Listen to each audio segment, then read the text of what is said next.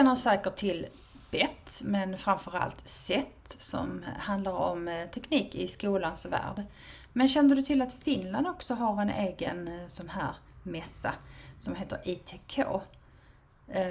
Det är en mässa som detta året 2025 låg kort efter SETT-mässan. Men gå in och läs, titta. Du kan läsa den på finska, engelska eller högerklicka och be den översätta. Men här finns i alla fall en hel del inspelade webbinar.